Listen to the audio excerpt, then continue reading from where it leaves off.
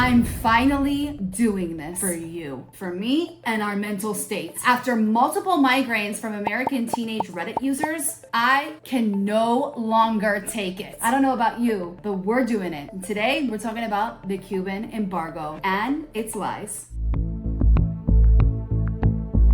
Internet Starbucks socialists, along with the Cuban regime, can blame the so-called American blockade all they want, but there's just one big problem with that. It's not a blockade at all. You see, blockades require warships. They require military might. They require cannons. Well, it's 2023. I mean, probably drones. But anyways, they require military intervention circling the entirety of the Cuban island, and for the past 64 years, that has never happened. Not even in Guantanamo Bay, a legally leased US base inside of Cuba, has the United States ever participated in economic intervention to Havana. So much for that theory. What Cuba's actually facing is an embargo, vastly different than a blockade. Now, the embargo is a whole different ballgame. It's like a snooty bouncer outside of a club trying to figure out who's getting in and who's not getting in. In this case, it means Cuba can still party inside and get its imports and exports, but there are limitations. But you might be asking, why is there a US embargo? Well, let's take a trip down memory lane. Before Fidel Castro swooped in like a Latin American bandit that he is, in 1958, Cuba was the true economic powerhouse. Picture this: Cuba had a higher GDP per capita than many European countries, even double of Spain and Japan. Not too shabby for an island with only 6.5 million inhabitants. But then Fidel comes in. Fidel promised democracy and markets. Everybody has the right to think as they want. That is a democratic principle. We have no reason to forbidding any kind of opinion. Free opinion is a principle of democracy. And what did he do? He nationalized entire industries, including many American companies, with the promise of paying them back for nationalizing and taking over their materials. But spoiler alert, that never happened. So as a consequence, the US put a trade embargo on Cuba 64 years ago, and it's been lingering around ever since. But you'll hear internet socialists in capitalist countries call the Cuban embargo a genocide, saying that the reason why Cubans are poor and have no access to food and medicine is all because of the embargo. Well, there's also a big problem with that. First, the Cuban embargo specifically states that no American business or businesses inside of the United States can have trade negotiations with institutions that the Cuban government nationalized. But in 1992, there was an exception to that: food and medicine. And on top of these exemptions, the embargo only restricts American businesses, not the other 196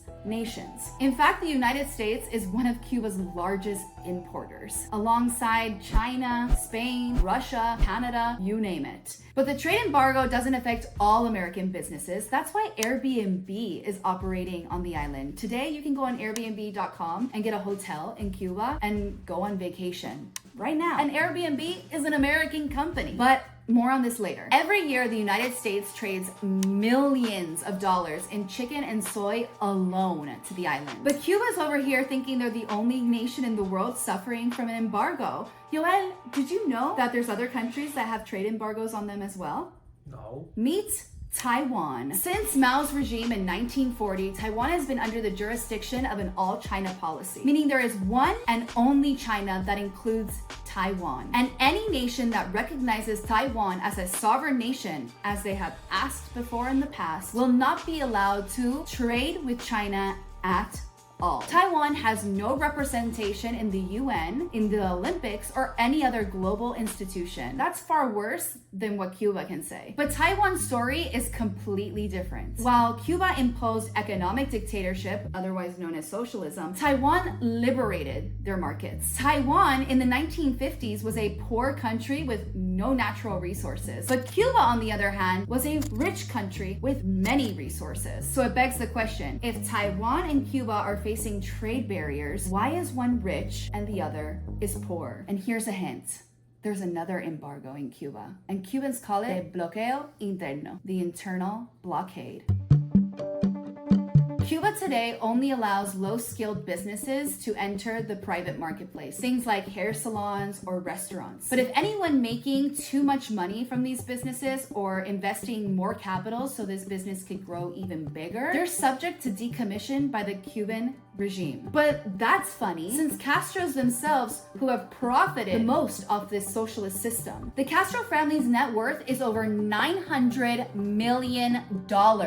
That's more than Queen Elizabeth. Sandro Castro, the grandchild of Fidel, was even caught in a Mercedes-Benz and had to publicly apologize to the Cuban people. The first and only time a Castro family member has ever done that. But wait, that also begs the question, how is Mercedes-Benz getting into Cuba if there's a so-called blockade? When it comes to food production, the centrally planned economy is notoriously inefficient. Take, for example, acopio, which is the Cuban state-run food distribution, is responsible for the collection and distribution of farmers' crops. Farmers can only sell to acopio at a flat rate the government sets. There's no competition of any kind. And guess what? That rate is extremely low. So it disincentivizes farmers from reinvesting in their own farm. I mean, we still have oxen that plow the land in Cuba. If farmers fail to farm their land for even 2 seasons, the government can seize it. And if they do have crops, sometimes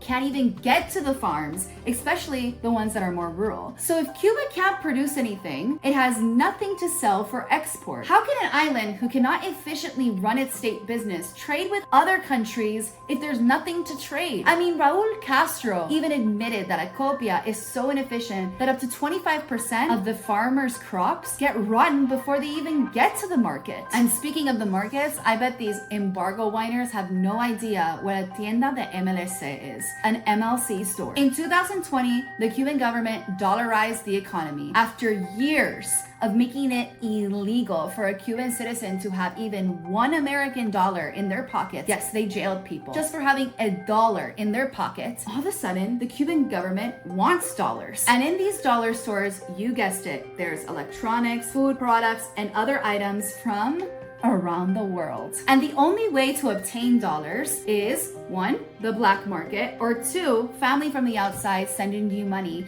on a card. And of course, Cubans only get paid in Cuban peso. And the people that cannot get dollars have no other resort but going to a Cuban market, which of course has significantly less products. The Cuban government is actively creating an economic apartheid between those that have dollars and those that do not.